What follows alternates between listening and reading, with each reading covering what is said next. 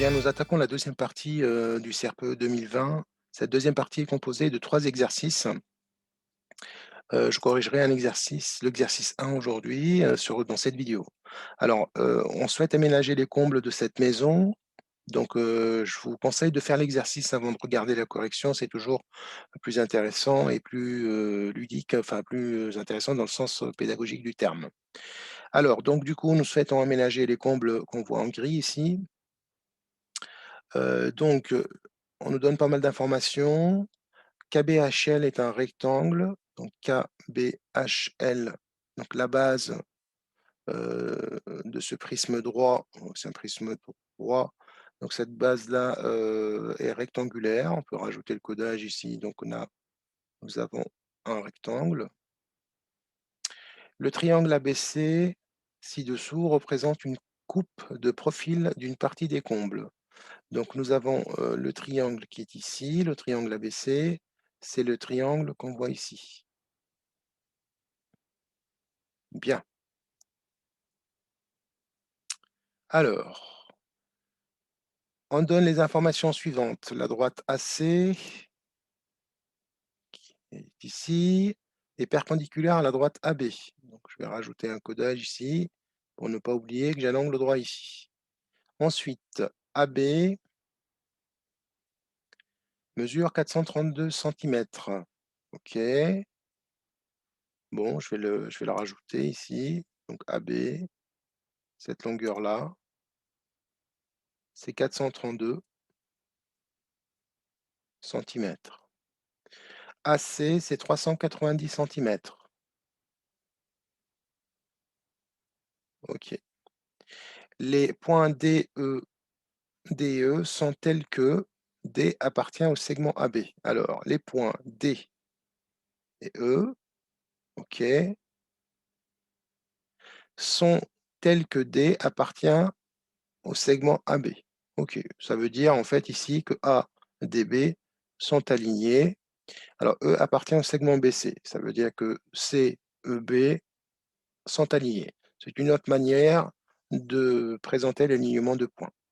La droite DE est perpendiculaire à la droite AB. Donc nous avons également un angle droit ici. OK. Et DE mesure 1,80 m. Déjà ici, on n'a pas les mêmes unités de partout. Donc du coup, première chose à faire, on va convertir tout en mètres. Donc sachant que 1 mètre, c'est 100 centimètres. Donc ici, je vais avoir 4,32 mètres. Ici, c'est pareil, 3,90 mètres. Première question. Démontrer que BC est égal à 5,82 mètres. Alors BC, c'est cette longueur ici que je vais passer en rouge.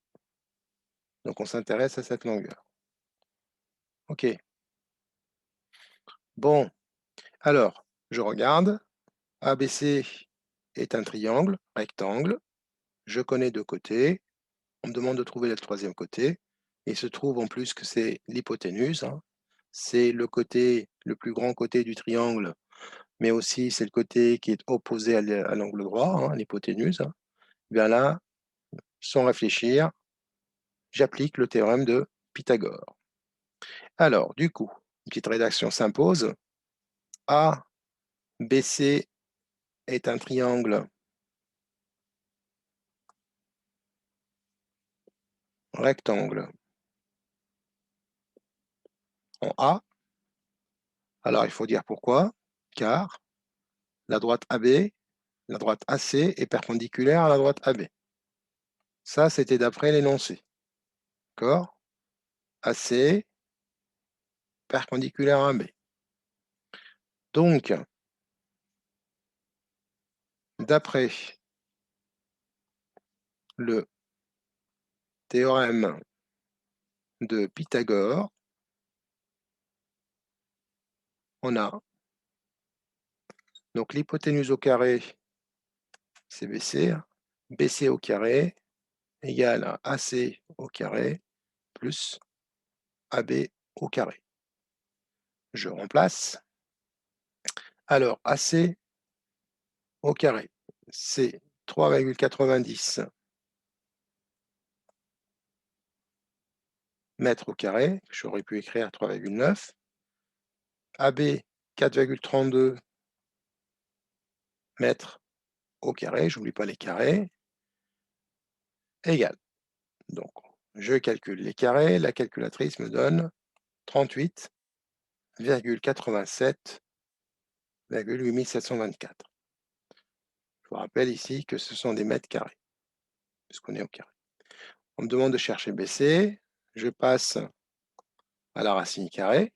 Donc BC, c'est racine carrée de BC au carré, c'est-à-dire racine carrée de 33,87,8724. Et je trouve 5,82 mètres.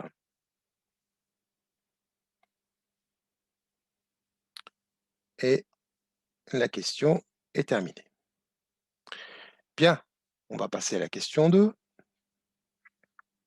Alors, le couple cherche à connaître la superficie carrèse des combles, c'est-à-dire la surface pour laquelle la hauteur sous plafond est supérieure ou égale à 1,80 m. Bien. Alors, on nous donne des informations. Le segment DE est perpendiculaire au sol. OK. Sachant que le sol, c'est désigné par AB, mais pas tout à fait AB. AB est aussi... Bon, je vais passer au schéma d'avant. Alors, le sol ici, c'est ça. Mais on sait que AB est parallèle au sol, hein, c'est le toit. Donc, ça veut dire que le segment DE, ou la droite DE, est aussi perpendiculaire à AB. Bon, ok, bon, c'est une information qui est intéressante à dire. Donc, 1,80 m, on avait cette information. Segment CE est 1,80 m au plafond, 1,80 m. À quelle distance du point A, arrondi au centimètre, se trouve le point D? Alors, on nous demande de chercher cette distance-là, que je vais passer en rouge. La distance du point A à D, en fait, où se trouve le point D du point A. Donc, c'est-à-dire cette distance-là qu'on voudrait avoir en centimètres. Bon, pardon. OK. Alors, qu'est-ce que j'ai comme autre information? Je sais que c'est AC est perpendiculaire à AB. Ça, c'était l'énoncé de la question 1, puisqu'on était dans un triangle rectangle. Nous avons également 3,90 m, c'est la longueur AC. Nous avons AB est égal à 4,32 mètres. Et puis, nous avons calculé BC. On a trouvé que c'était 5,82 mètres. Bon. Alors, je cherche ce côté-là. Alors, j'ai deux perpendiculaires et une même troisième. Donc, ça veut dire que j'ai deux droites parallèles. Deux droites parallèles avec deux côtés que je connais et un côté que je ne connais pas, qu'on me demande de chercher. Ça, c'est le théorème de Thalès. Alors, on va d'abord démontrer que ces deux droites-là sont parallèles. Ça va être rapide. AB est perpendiculaire. Alors, pardon, c'est pas AB, c'est AC. Ça revient à la même chose. AC est perpendiculaire à AB. Ensuite, ED est perpendiculaire à AB. Donc ça, c'est l'énoncé. Or, deux droites perpendiculaires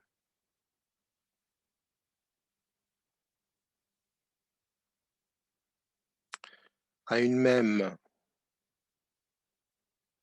troisième sont parallèles.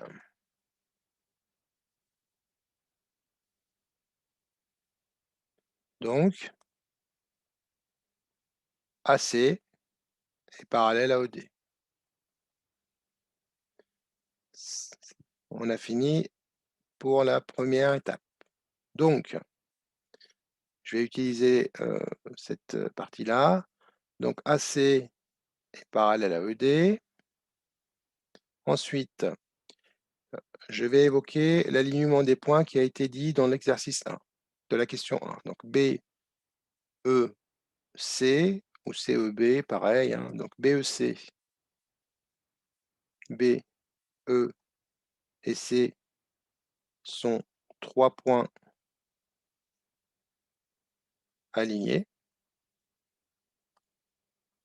Ensuite, A, D et B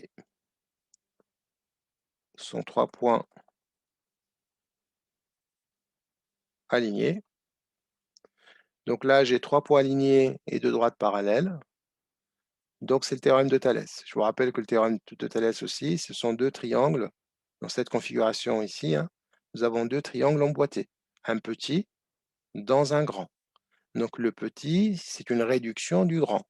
Ou bien le grand est un agrandissement du petit. Ils ont tous les deux un sommet commun. D'accord? Donc en fait, finalement, j'ai BDE, le triangle, la réduction du triangle ABC. Alors, du coup, je reviens à ma rédaction. Donc, j'ai tout dit pour amorcer la rédaction du théorème de Thalès. Donc maintenant, d'après le théorème de Thalès,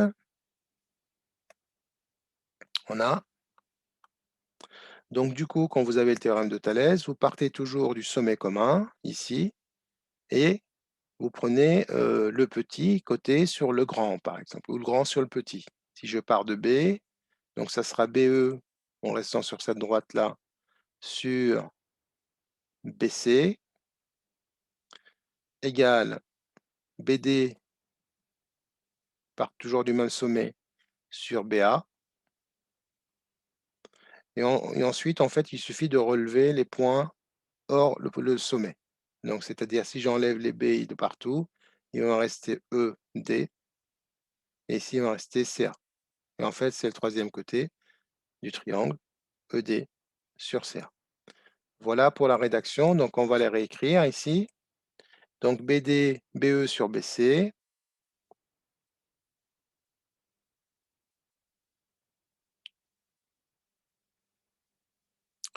Donc, on a dit égal à BD sur BA.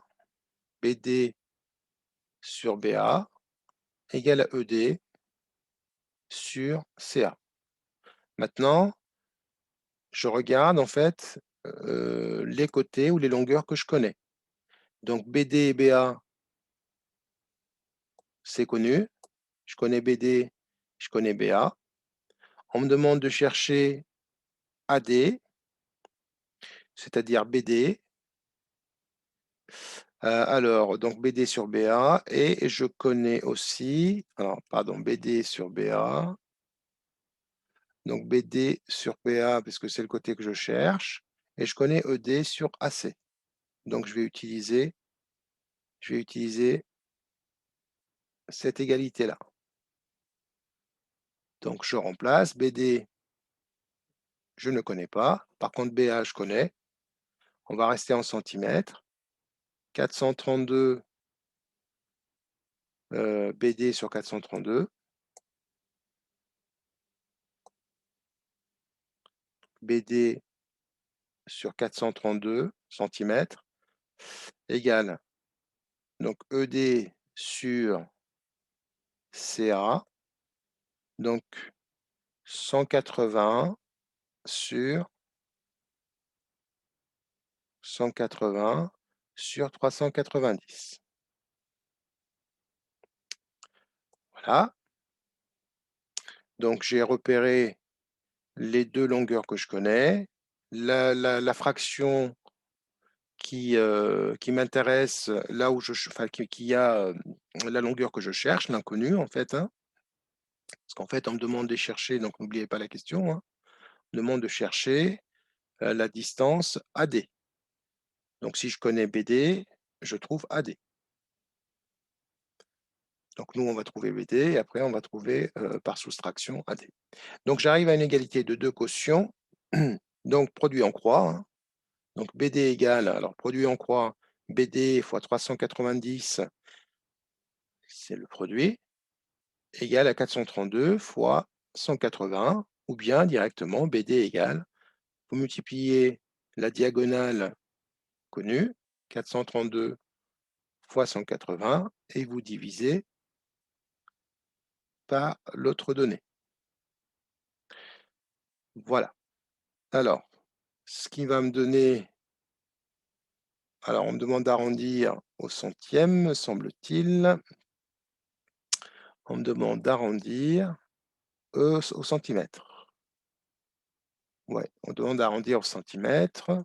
Moi, j'aurais pu rester au mètre et arrondir, au centième, en fait, hein, ça revient à la même chose, hein. Donc, égal, donc je trouve 199 centimètres, c'est-à-dire 1,99 m. Ici, il y a un 0,38 et cetera, donc que je vais enlever, hein. Je vous rappelle la règle de l'arrondi. Donc ici, on a resté en centimètres. La règle de l'arrondi, donc on arrondit à l'unité en centimètres, hein. La règle de l'arrondi, elle dit que, donc là, j'ai 190,3 et cetera, et j'arrondis à l'unité. Donc je coupe ici, et vous regardez votre chiffre ici, s'il est plus petit que 5, vous l'oubliez. S'il est plus grand, vous rajoutez un ici. Donc le cas, ici, il n'y a pas de problème. Donc BD égale 199 centimètres. Donc AD, ça sera égal à AB moins BD. Or, AB, c'est 432 moins 199, ce qui va me donner 233 centimètres, ce qui est égal aussi 2,33 mètres. Et là, j'ai arrondi au centième, donc c'est pareil. Voilà pour cette question. Donc, vous avez vu, en fait, ce qui est le plus long, c'est la rédaction, mais n'oubliez pas de vérifier la condition première, c'est-à-dire l'alignement des points et le parallélisme des deux droites. Avec Thalès, il nous faut deux droites parallèles. Et les deux droites parallèles ici, il fallait les démontrer avec les deux perpendiculaires à la même troisième. C'est une classique, ça tombe assez souvent. Ensuite, on arrive à la dernière question de cet exercice. On nous dit que la longueur BH, donc cette longueur-là, est égale à 20 mètres. Donc cette longueur-là égale à 20 mètres. Ensuite, nous, on s'est arrêté ici avec la hauteur sous plafond à 1,80 m. Donc, on a trouvé cette distance-là, hein, cette distance-là qu'on a trouvée, c'était la distance AD, hein, de 33. Je vais rajouter ici.